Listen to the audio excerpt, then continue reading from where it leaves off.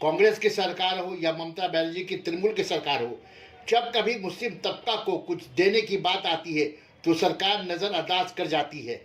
माओवादी मायूस की सरकार के दौर में भी ऐसा ही हो रहा है।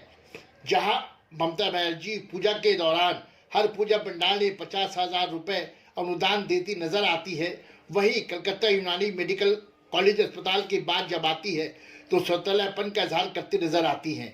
2010 में जब कलकत्ता यूनानी मेडिकल अस्पताल के लिए असेंबली में बिल पास करके कॉलेज को चलाने के लिए हर साल 70 लाख रुपए की सरकारी फंड मुहैया किया गया, 2011 में ममता की सरकार आते ही उस रकम को घटाकर 40 लाख रुपए कर दी गई। उसके बाद इधर 6 महीनों से अस्पताल के डॉक्टर, स्टाफ और स्टूडेंट्स की तनख्वाह रोक दी गई, जिसकी मांग पर डॉक्टर, स्टाफ मुलाजमीन ने 10 दिनों से अस्पताल के सामने धरना देना शुरू कर दिया।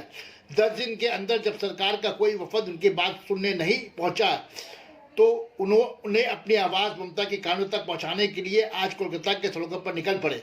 आइए सुनते हैं कॉलेज के प्रिंसिपल और डॉक्टर और स्टूडेंट क्या कह रहे हैं।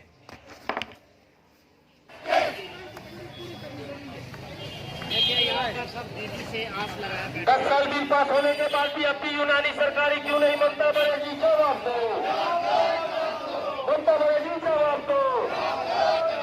10 साल तक यूनानी को अंधेरे में रखा गया क्यों? ममता सरकार जवाब दो, ममता सरकार जवाब दो। बार बार यूनानी के साथ झूठा वादा किया गया, ममता सरकार जवाब दो।